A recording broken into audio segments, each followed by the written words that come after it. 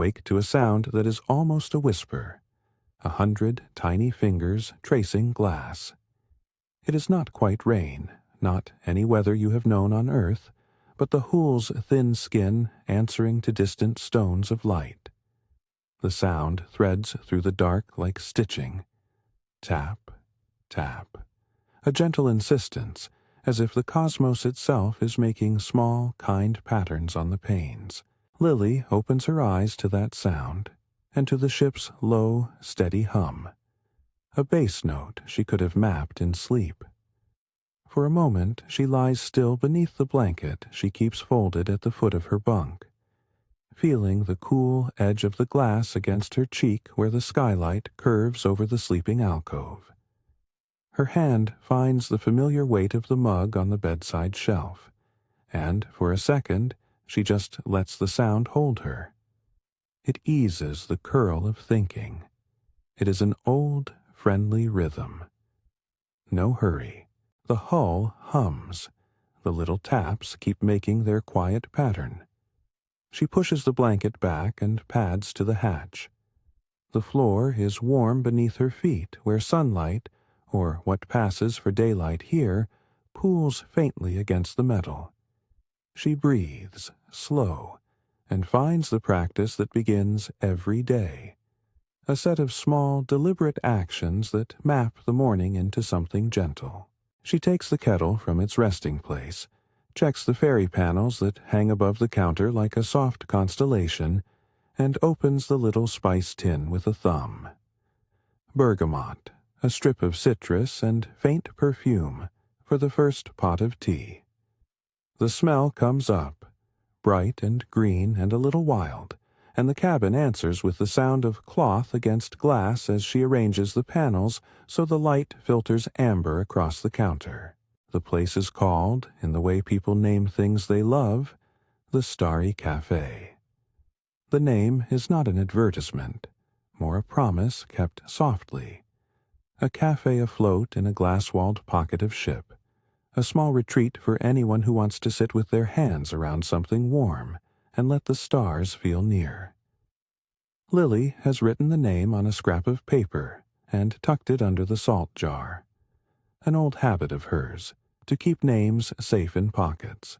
Still, she says it aloud sometimes, more to herself than to anyone else. The Starry Cafe, she says now, and the words seem right for the hollow sound of morning.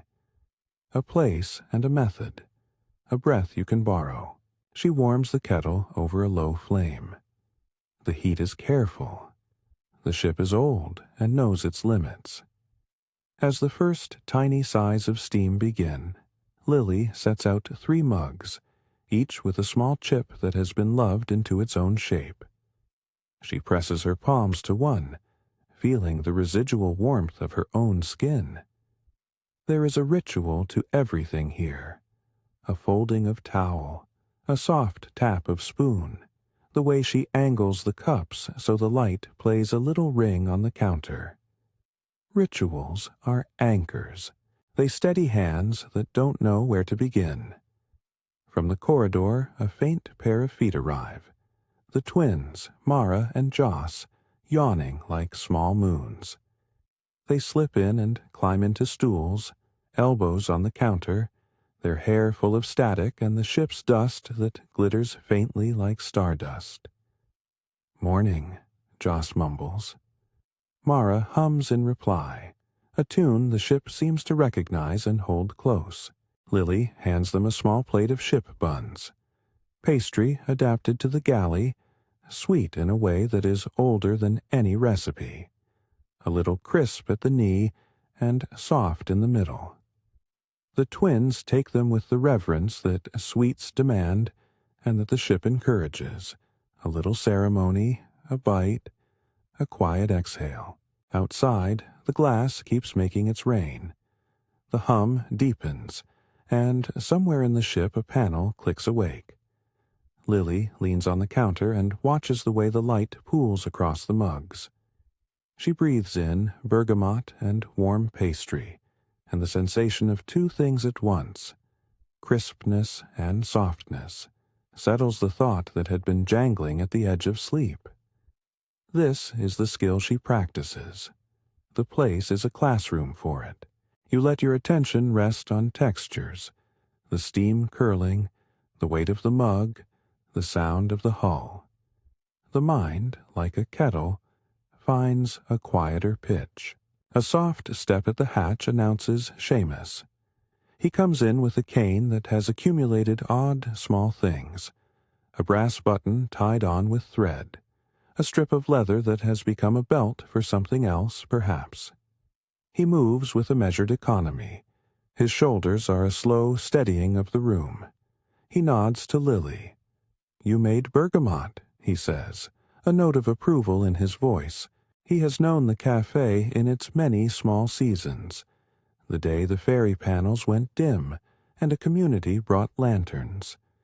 The night they strung nebula prisms across the rafters.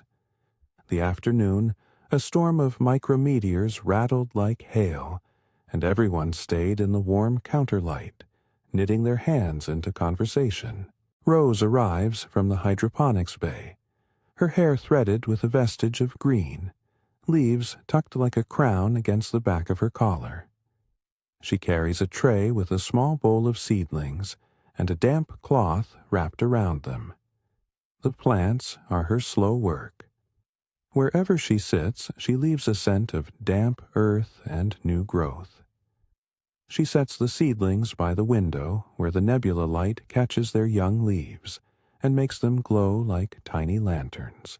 The twins dance around her legs like small comets, insisting on being shown how to pinch a leaf so the plant will grow stronger.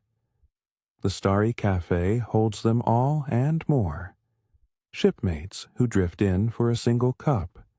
A voice from a lower deck who sends up a jar of something pickled. An engineer who trades a spare valve for a slice of pastry. It is a mosaic built of small transactions, not neutral exchanges, but acts of care that stitch the community together. Each person arrives carrying something: a spare button, a joke, a quiet grief tucked into a bandage of humor.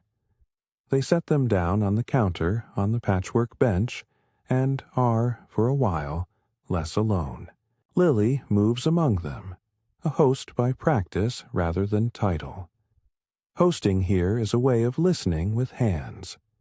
She chops into the buns, spreads a smear of something like plum marmalade and honey, and passes the plate around with a small smile. Her hands know the cadence of the cafe. She knows when to stand close with a fresh mug and when to retreat with the pot for refilling. She knows, too, how to read the tiny changes. A gaze held too long at the glass. Fingers fussing with the seam of a jacket. A guest who takes their tea and keeps it wrapped, not taking the scent in. Those looks are soft flags she keeps in a small pocket of her mind.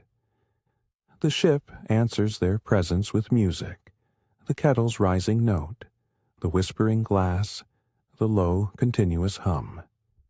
Lily sets a sand glass on the counter, a small thing, its sand the deep navy of the ship's underside, and turns it gently.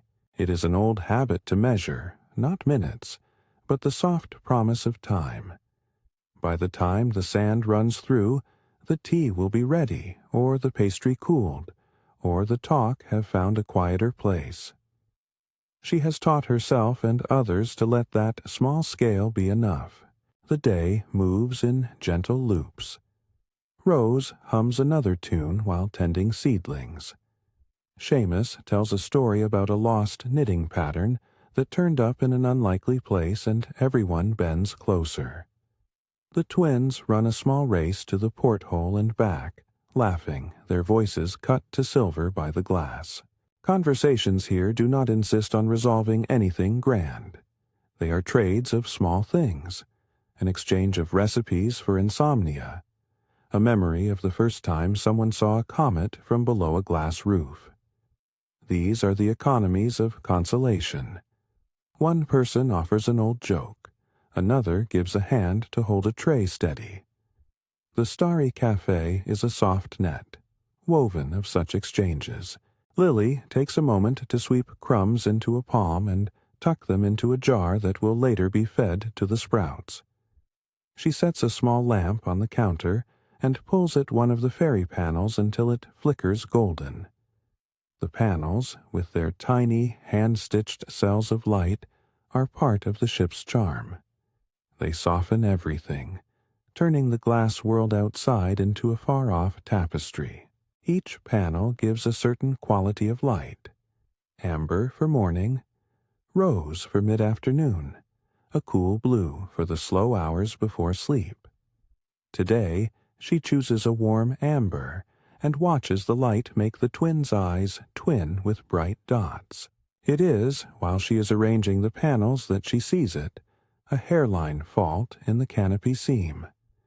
A thin silver vein of nebula light slips where two panes meet, as if the glass is breathing a small cold through a seam. It is not dramatic. It is a pucker, a delicate hint of moonlight where before there was a smooth glow.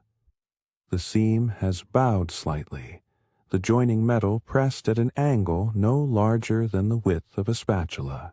Lily draws a fingertip near the edge and feels the tiniest thread of chill. The kettle hisses, indifferent, and someone laughs about a ship's porthole being a better place to watch stars from than the observatory. And the sound collides with the sight of the seam and makes her think of the fine, human way worry appears. Small, precise, and immediately intimate. Her stomach makes a small, familiar clench, the pebble of worry that always comes when she discovers some imperfection in a thing she loves. She could, she thinks, call for tools. She could fetch Seamus's leather strip and Rose's translucent thread, get the twins to fetch a tiny brass button to hold the seam in place while she stitches, and, in a few measured movements, mend the seam. This is the sort of thing that would blur into a pattern. The repair would be routine for hands used to making things whole again. She could do it now. She could make it go away before the cappuccino foam cooled. Instead, Lily turns back to the counter. She places the kettle on the trivet and pours into the first mug with careful hands. The steam rises, and the scent of bergamot curls through the air. The twins reach for their cups. Seamus rests his cane and takes his with both hands, breathing the steam as though it were a small blessing. Rose wipes her palms on her apron and pinches a seedling leaf between thumb and forefinger, smiling at the twins with a look that says, "Always the small things first." This is the choice that defines much of what the Starry Cafe is. The seam waits. The ship will not unravel overnight. The people here need to be stayed with. Their small anxieties and half-formed stories are the day's most urgent work. Presence trumps immediate fixing sometimes. Fixing can wait, and in that waiting, something else can happen. A conversation, a confession, a hand offered across a counter. Lily knows the ethics of her own hands. There is a learning in naming what deserves attention now, and what can be mended in community later. Anxiety is not a thread to be snipped by one quick motion. It is a shawl that sometimes needs to be warmed by another lap. If you are carrying a small tightness in your chest as you listen, consider taking this as a permission not to leap into the quickest solution. Stay a while with the breadth of breath you have. The cafe will be here. If this small drift comforts you, remain with the sound a little longer. There is a certain slow trust in such delay. It allows the room to reveal itself. The seam becomes part of the conversation rather than a secret to be hidden. Someone mentions that the seam looks like a silver stitch in a quilt. Another jokes that nebula light slipping in is the ship's way of pinching for attention. The language always finds a way to soften what might otherwise become a sharpness. By mid-morning, the regulars have settled into the tenor of the day. A few newer faces come in. A courier who smells faintly of oil and ink, a young artist with a satchel of sketches, a traveler who has carried a heavy suitcase and sets it down as though laying down a burden. They are all received with the simple discipline of hospitality. A mug, a plate, a place to rest a hand. The twins are given the task of setting out a small display of nebula prisms somebody made from broken fairy panels. They arrange the prisms like a scattering of tiny moons on the countertop and present them with great ceremony. The prisms catch the ship's light and throw back splinters of color that cross the faces of the room. Conversations meander. A story about a long-lost radio transmission turns into a recipe for keeping Rosemary alive with little prayers aloud. Seamus hums an old song about a harbor nobody remembers, and people join at the edges, not because they must, but because they want to, their voices fitting into a harmony that is not perfect and yet perfectly enough. The ship hums along with them, as if pleased. Lily moves with silent choreography. She polishes spoons, folds a napkin, slides a plate of warm buns closer to someone who looks like they need it. In 100 small ways, she leans toward being present. When the idea of the seam returns to the room, it does so in a softened form.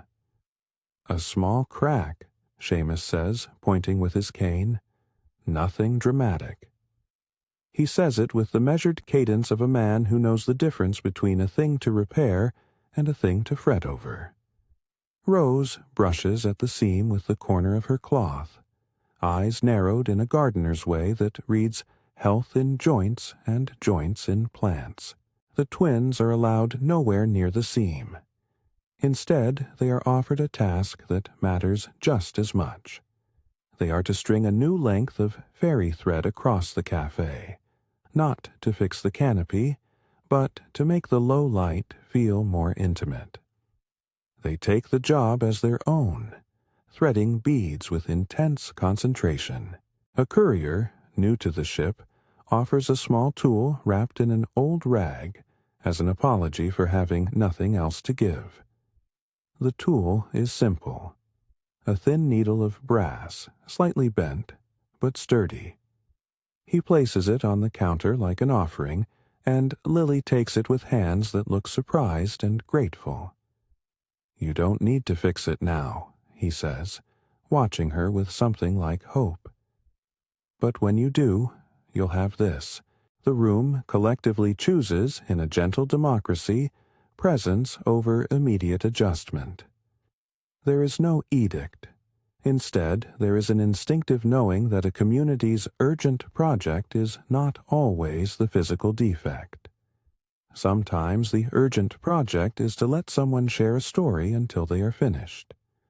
Sometimes it is to let laughter come and sit in the curve of a cup. So they go on, and the seam waits. As afternoon broadens, the ship's light changes. The day here moves like a conscious breath. The amber softens, the trivial edges of the world become less sharp, and the fairy panels are adjusted again, some to give a warmer halo, others to throw tiny, irregular stars across the table where the twins are playing with scraps of folded paper. Lily bakes a second tray of buns, the dough she has kept for this hour when the sugar softens the afternoon. The smell of baking stitches into the smell of bergamot and the damp green of Rose's plants, and for a while everything smells like an invitation. Then the seam begins to show more than a hairline. For a moment, Lily does not see it. Then she catches the way the nebula light slips like a thinking thing, a curious bee, and her chest tightens the tiny way it tightens for danger that is small and specific. The seam has widened, not dramatically, but enough that she can see the joining metal has given a hairbreadth. It is the sort of imperfection that will not blossom into catastrophe in an hour, but that will not repair itself either. It will sit slowly like an unread book on a shelf. Seamus notices it too. His hand, which has been resting on the counter, goes to the cane and then to the seam, as if to measure it with a practiced eye. "We should mark it," he says quietly. "Not to worry anyone, just to keep track." Marking it is a tiny act. A length of tape with a scribble, a bead tied onto a thread, a note on the small slate hung by the coffee grinder. It is the community's way of remembering a thing without letting it become a drumbeat of anxiety. They mark it with a scrap of ribbon Lily takes from a jar.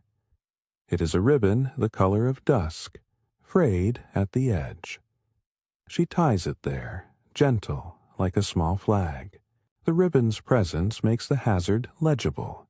You can see it, and then set it aside. It is a kind of mercy. The twins watch, fascinated, and try to knot the ribbon until it looks exactly right. They declare it a ceremony of protection. The courier produces, from somewhere, a strip of leather he had carried for years.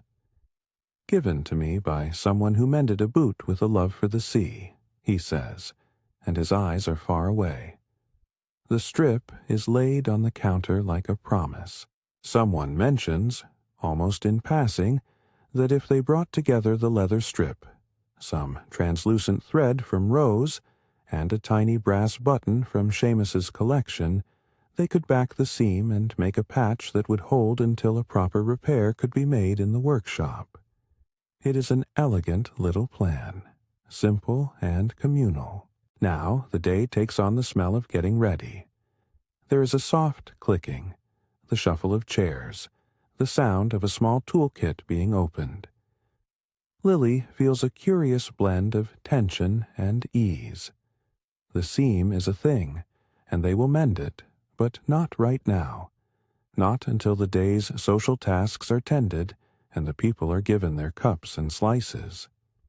She lets the plan sit. The repair is not yet urgent. She pours a second pot of tea and says something to the twins about leaving a crumb for the plants. Rose laughs and says the seedlings will eat crumbs like confetti. As they prepare to mend, the cafe becomes a choreography of hands and objects. The twins fetch tiny clips from a jar they call treasure. Seamus unties a knot in his cane and produces a small brass button, dulled to a comfortable shine by years of use. Rose lays out a length of translucent thread that glows faintly in the ship's residual light, as if the threads themselves have drunk some nebula. The courier's bent needle is straightened on the edge of the counter. Lily collects them all, placing each object with the reverence of someone aligning keys on a piano before a song. There is a gentle ritual to assembling tools. They do not rush. Each piece is cleaned, the leather strip smoothed, the button inspected for sharp edges. Lily lays out a square of soft cloth that will cushion hands and steady the patching. The twins practice threading the needle with enormous concentration, and their small tongues peek out between their lips in the same way Lily used to when she was younger. Their focus is contagious.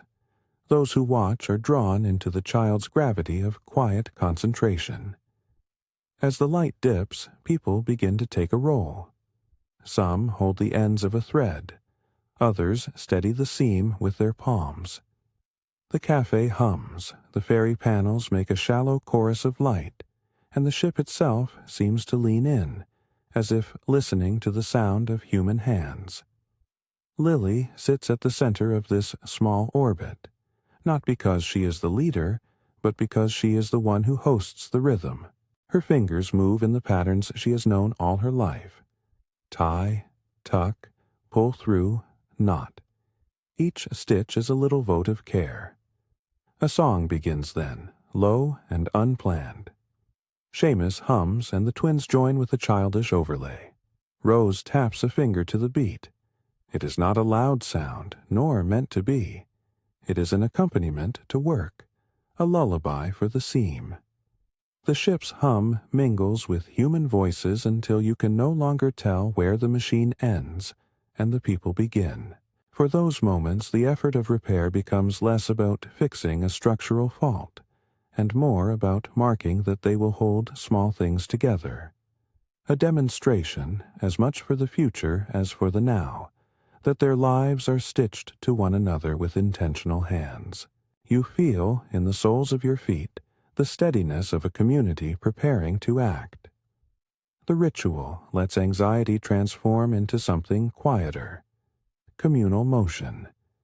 It reframes the seam from a jagged worry into a shared task that will be celebrated with tea and a small singing when it is done. There is a lightness to that purpose. It tells you, in a language of spoons and thread, that being anxious can be born into gentleness by asking others to join. But just as they prepare to start, needle poised, leather smoothed, the first stitch threaded, there is a shift in the light. Not a harsh shift, the kind of alteration that makes you notice the texture of your skin. The nebula outside that had been calm for the daylights in a way that makes the glass sing a higher note. A tinkling that runs along the canopy seam like a second breath. It is as if, for a heartbeat, the universe leaned its ear to listen. Lily pauses with the needle on the tip of her finger and looks up. The seam's hairline, joined now by the ribbon, seems to sparkle where the nebula light seeps through. For the first time since morning, the knot in her chest tightens with a different shape. Not the small pebble of worry, but the alertness that comes when you cannot tell how quickly a thing might change. Seamus fingers the brass button, and his thumb leaves a worn thumbprint on the metal. Rose closes her hands around the translucent thread and breathes out. "Shall we do it?" the courier asks, voice small. No one answers immediately. They all look to each other, to the seam, to the ship's glass, and then back to the small set of tools lying like an offered promise. The twins whisper, dividing the room into halves of excitement and duty. There is a hush that is not fear, but a reading of the moment's weight. They are poised on the cusp between presence and action, between the cafe's slow, social rhythm and the focused, practical task of mending. Outside, the cosmic rain keeps pattering.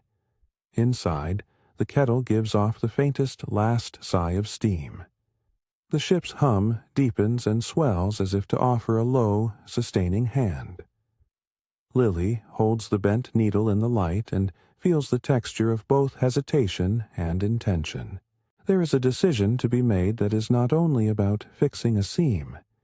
It is about what the Starry Cafe will be in moments when care requires immediate hands. Will they make this moment into a simple repair, ending with laughter and cake? Or will they test themselves by doing something slower and more deliberate, turning the seam's mending into a ritual that claims the room? Her fingers flex. The needle gleams in the amber. She thinks briefly of the ways people carry small anxieties inside their breastbones, how easily they can stitch them under silence rather than speak them out. She thinks of the courier, who offered a tool without knowing the gravity of his own gift. She thinks of Rose's seedlings, which will grow strong if held gently, but will wither if snatched. She thinks of Seamus's measured ways, and the twins' unselfconscious bravery. She feels, too, the presence of anyone listening now, the way you might be carrying something small and worrying across your shoulders. The room leans with her decision. She will not fix the seam alone, to hide the smallness in technique. She will call the repair to be an act of the group, but not as a hurried thing. Instead, she will ask for patience, for ritual. They will include the twins' ribbon, the courier's needle, Seamus's button, Rose's thread, and perhaps an offering of pastry at the end. The repair will be stitched with conversation. It will be more than a technical patch. It will be a ceremony of keeping. She puts the needle down on the cloth and, with a laugh that is almost a relief, announces, "We'll make a thing of it. Tea, hands, and then we stitch." The twins cheer softly. The courier breathes as if released. Seamus nods and taps his cane in approval. Rose squeezes Lily's shoulder with damp soil on her fingertips, and for a moment the cafe feels like a small, pulsing organism, each part busy and necessary, all moving toward one gentle purpose. They take a moment to set the table properly for such a small celebration. Vessels are arranged, a slice of bun is toasted, a tiny bowl of preserved berries is opened and shared. The ship's light drops to a tender low, turning the fairy panels into constellations in miniature. Lily lights, with a match that snaps quietly, a slender candle on the counter. The flame is not much, but in the cafe's collected light it becomes a presence, a witness to the act they are about to begin. You could, if you like, imagine yourself at that counter, hands warmed around a cup, watching the seam and the gathered tools. You could feel the kettle's last warmth and the wax smell of a candle mingling with bergamot. For those who carry a tightness, the act of watching this small community choose to mend together is a lesson in how to turn a private worry outward into a shared motion. It is not an instruction, for no ritual promises to cure, but an invitation to witness and, maybe, to borrow the courage of others. And yet, before any needle pierces leather, before the first stitch is taken, the hatch at the far side of the cafe gives a soft chime. It is not unusual. The ship has many voices. But this chime, higher, more insistent than the brewing of tea, announces the arrival of someone not on their usual rounds. The bell sounds like a dropped star. Heads turn. The twins freeze mid-knot. The courier pulls the tool back into his pocket with a small, surprised movement. Rose's hand halts over the thread. The door opens, and a new figure steps in. Not a regular, but someone whose features speak of a journey. They have a coat that has seen cold lights and a bag threaded with maps. Their eyes move through the room with an unfocused intensity, as if they have been carrying too much and are not yet sure where to set it down. The seam catches a bit of their attention, and then their gaze travels onward to the counter where the cafe's life is being held in cups and crumbs. They pause at the threshold as if listening. Lily, with the instinct of a host, moves to offer a cup. The figure smiles the sort of smile that has been practiced in many airports and shorelines, a small concession to civility. "Is this the Starry Cafe?" they ask, voice like a wind slowed by rooms. "I was told it was a place to sit." "It is," Lily replies. "You can sit anywhere you like. Tea?" She lifts the pot, the kettle's last warmth still in her hands. Around her, the community shifts, accommodating. Someone clears an extra plate. The twins scramble to set a new stool. The seam waits, a breathing thing that will be mended soon enough. The newcomer takes the offered seat as if relieved. They take the mug with both hands and breathe deep. The gesture is so precisely human that the others around the counter relax further, as if someone has signaled that this moment is settled. The ship hums, the fairy panels breathe, and the seam becomes, for the instant, merely a thing that exists among many things. Lily watches the newcomer's hands around the mug. For a fraction of time she allows herself to imagine the repair later. The stitching, the brass button catching a stray mote of nebula light. The twins' triumphant chorus when the patch holds. She imagines the ribbon fluttering like a flag of small victory. She imagines the cafe dimming later, everyone full of pastry and satisfaction. Voices winding down like the soft unspooling of yarn. But for now, the moment holds on the cusp of action. The toolkit lies within reach. The needle rests, bent but whole. The leather waits like a promise. The newcomer breathes in the bergamot and closes their eyes for a second as if tasting rest. The seam still glows, a thin stitch of nebula. The community breathes with it. Outside, the glass keeps tapping. Inside, the Starry Cafe hums with 100 ordinary miracles. Warm mugs, careful hands, small songs. The repair will be made. That is as certain as the fact of their gathering. The way in which it will be made, whether quickly, quietly, with ceremony, or with an air of practical efficiency, remains deliciously and softly undecided. The room leans toward the collective choice, and all of them, in different ways, are preparing to find the right pace. Lily reaches for the bent needle again, feeling the metal cool under her fingers. She lets it sit for a moment on her palm, the warmth of human skin against it. The ship breathes in her stead, the fairy lights pulse, and the twins hum a small, expectant cadence. The courier straightens his back and loosens his grip on the tool he offered. Seamus taps the cane twice to the beat of the twins' song. Rose lifts a tiny seedling and shows it to the newcomer like a gift. They are poised at the edge of work and celebration. The seam makes an invitation of its own. It asks for attention, for hands, for a choice about how to tend what worries them. The Starry Cafe is, in its essence, a retreat for anxious minds. Not because it can cure them, but because it gathers people who will sit with your worry and turn it, with tea and thread, into a patch that holds. The name of the place feels truer in this light. A starry expanse outside, a cafe of small domestic rituals within, a community that chooses presence. And so the day stretches, soft and patient, tilting toward an action that is both ordinary and meaningful. The seam waits. The tools lie ready. The newcomer sips their tea and breathes out something heavy. The twins practice the loop of their ribbon knot, determined to do it perfectly.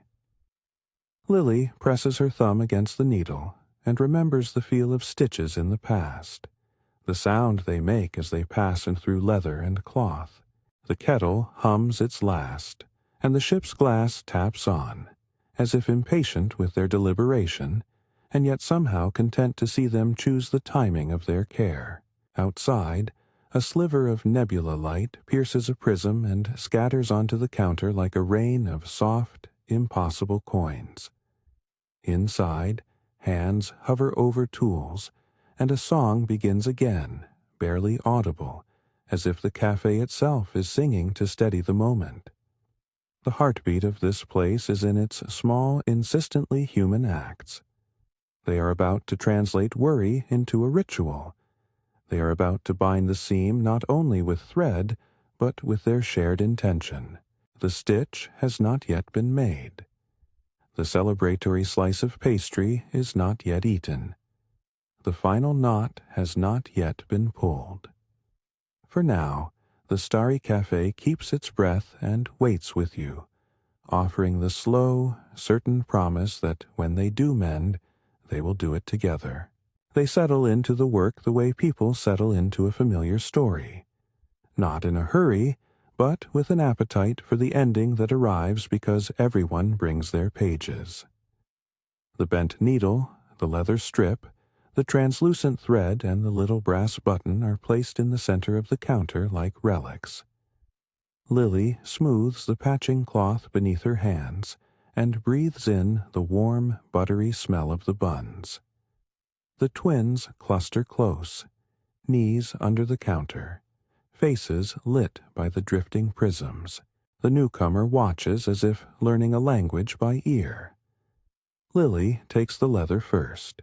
The strip is a warm brown, worn at one side where someone's fingers have tended it for years. She lays it along the seam and, with a thumb, traces the curve it will follow. It fits like a promise. Seamus holds the leather steady with the side of his cane, his movements careful and measured so the others can follow. Rose dampens the edge of the strip with a cloth. The water makes the fibers supple, easier to fold and dress. The twins hold a small wooden clamp between them, an act that keeps their hands busy and their chatter gentle. They choose a stitch that will be both strong and visible, something honest, like the stitches on a favorite sweater. Lily threads the courier's brass needle, doubling the translucent thread until it gleams with a faint inner light, much like the nearly forgotten nebula beyond the glass. The twins practice the motion first on a scrap of cloth. A poke, a gentle thread, a pull. Their tongues poke between their lips, and their faces scrunch with intense concentration. Someone laughs softly. The sound is a tiny bell in the cafe. When Lily takes the needle, the motion is calm and deliberate. The first pierce is slow. The thread slides and sings in a quiet, narrow tone. Each stitch draws together leather and glass seam, but it is more than merely physical. Each pass of the needle holds the day's conversations, the shared meals, the small confessions, the jokes that broke the dense quiet earlier. Hands, steady hands, voices soften. Seamus keeps time with a low hum, not words, but a steady beat. The twins fall into the rhythm, counting under their breath.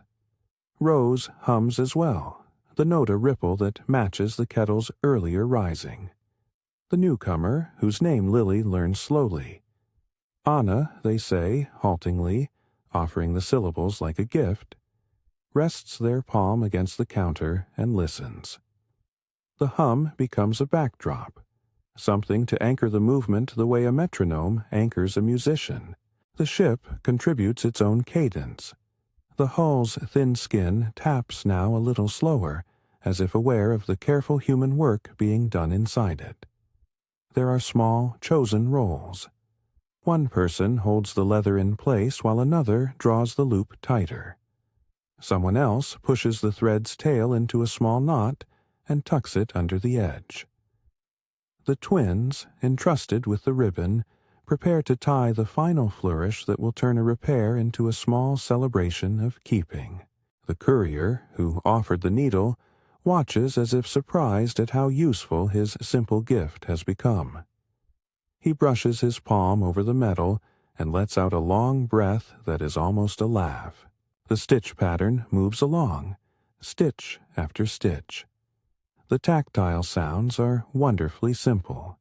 Thread whispering through fabric, the soft scrape of leather, a finger tapping to clear a stray tumble of fiber, the tiny click when the brass button is set in place.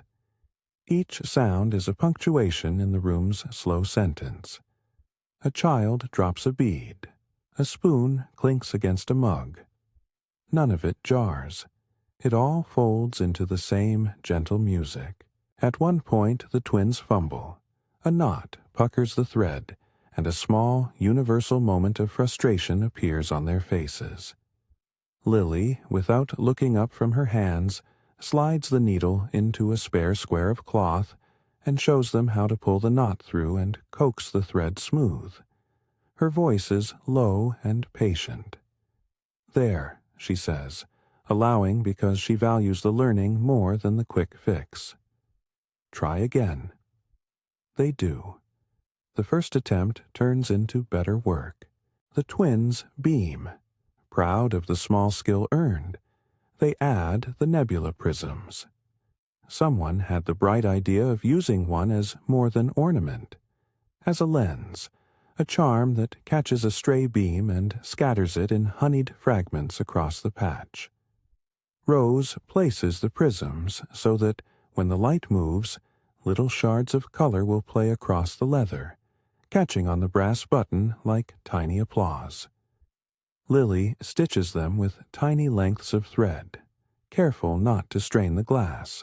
Each prism is anchored by a small cross-stitch, secure but not stiff.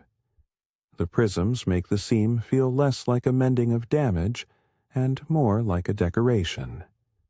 The seam becomes a line of stars that read, in their way, like an invitation to look closer. There is a moment when the ship gives a slightly louder thrumming, a polite clearance, the way a house shifts in the day. Everyone pauses. The twins stop mid-tie. The newcomer breathes out. The whole room inhales with the sound, as if the vessel itself were taking comfort from what they are doing. Then, with a collective, small nod, they go on. The last stitch is taken in a steady, ceremonial way. Lily threads the final loop, pulls the knot through, and presses the brass button into place. There is a soft, satisfying click when the button seats itself against the leather.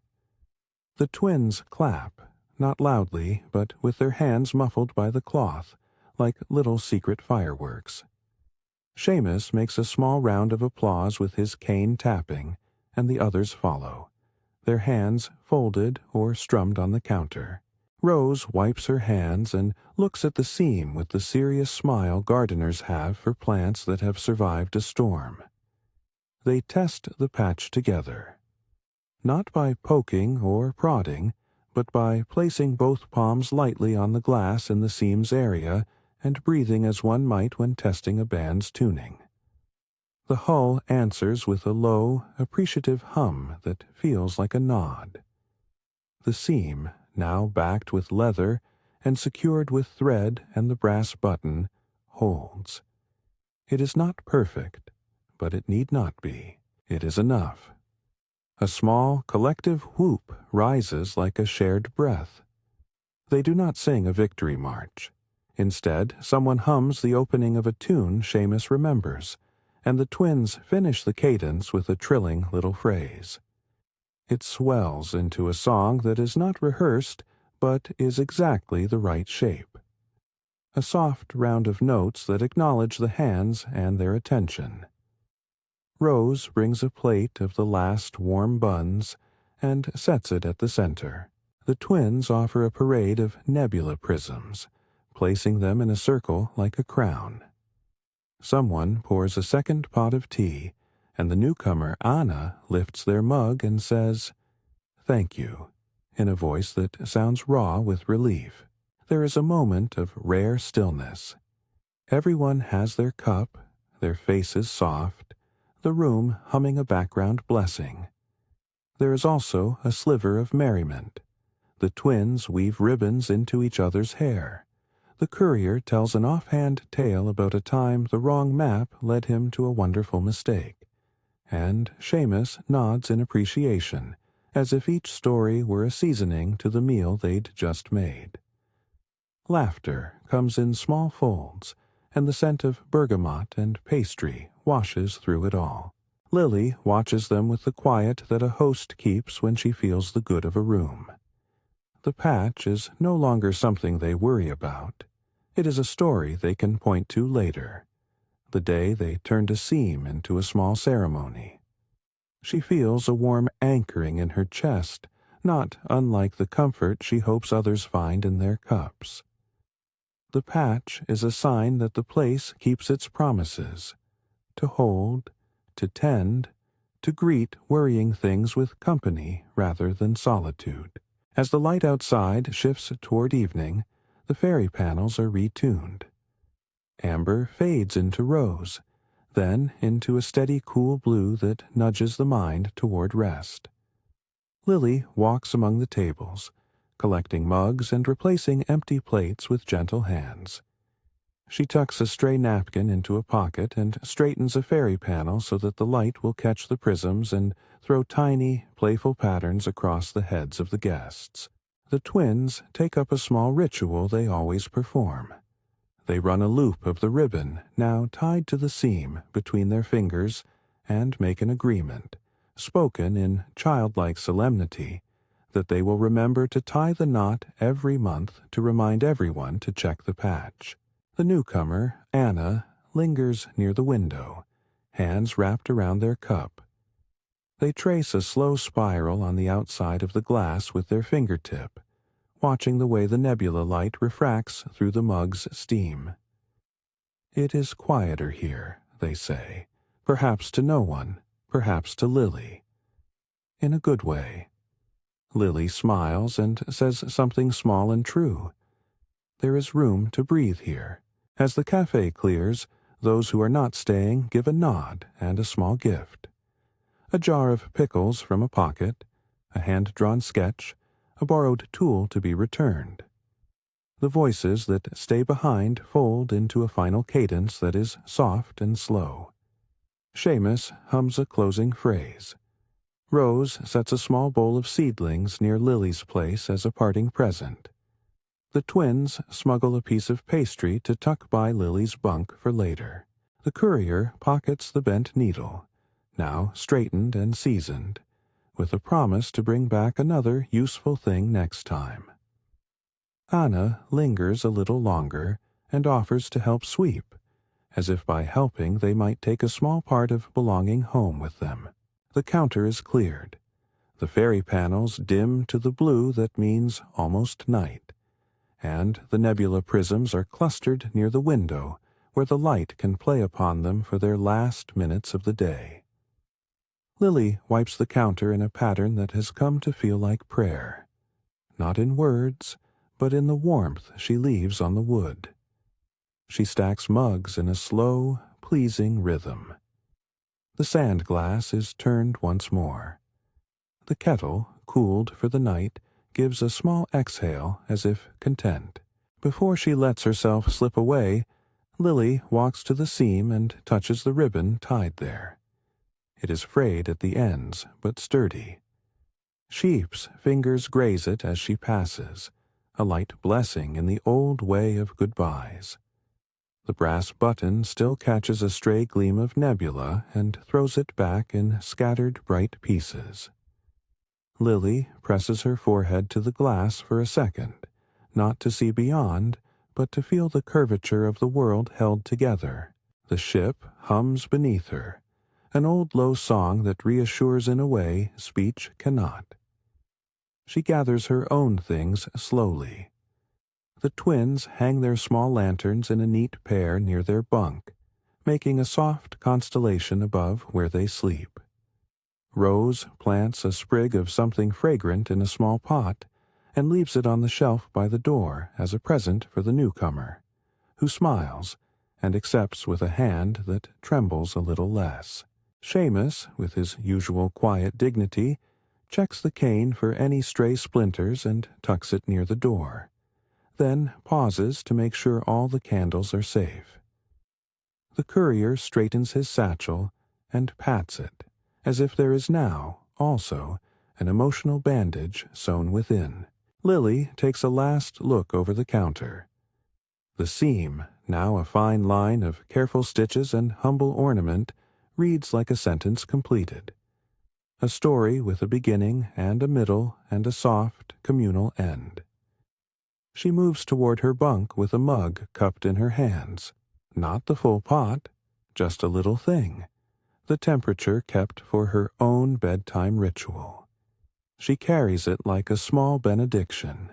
Her bunk is a small alcove beneath one of the curved windows. The blanket there is folded.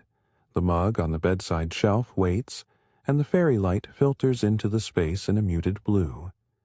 She places the mug down and sets beside it the ribbon she untied from the seam, careful to tuck it into a drawer, as she has always tucked important labels into safe places. The scout of small actions continues. Lily loosens her apron, folds it, and hangs it on the hook by the door.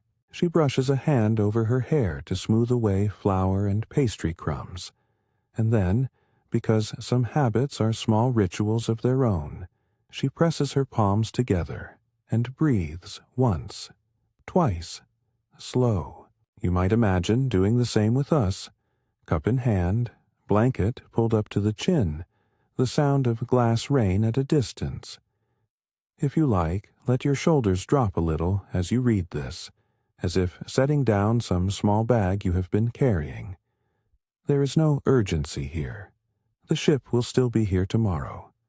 The same people will come, and the same rituals will wait. Lily lifts the mug again and drinks the last of the tea. The bergamot lingers like a distant note of citrus and memory. She places the cup back on the shelf and closes her eyes for a heartbeat, listening to the ship's hum and the soft chorus of the fairy panels. There is a contentedness that is not triumphal but plain and deep. It feels like a well-worn chair that receives you when you need to sit. She arranges a small knot of cloth over her pillow, something the twins made earlier, stitched clumsily and decorated with a tiny star the colors of sunset. It is an amulet of sorts, not mystical, only human, the mark of being held.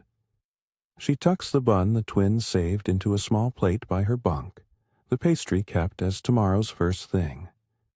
Then she draws the blanket up and settles. Before sleep, she walks, almost without thinking, to the seam one last time. The glass is cool to the touch, the leather warm where their hands had been. She runs her fingers over the stitches and smiles the way people smile in recognition of effort well given. She reaches up and turns one fairy panel so it throws a soft puff of golden light across the brass button. The seam seems to glow in that light, content as an animal with a full belly. Lily returns to her bunk and lies down. The mug she keeps beside her begins to send up a faint crescent of steam, a last whisper of warmth.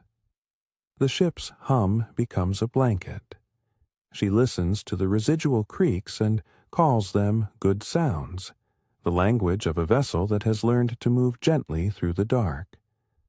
Outside the glass, the nebula pours slow light, a distant tide of color that the prisms have already caught and turned into tiny, patient sparks.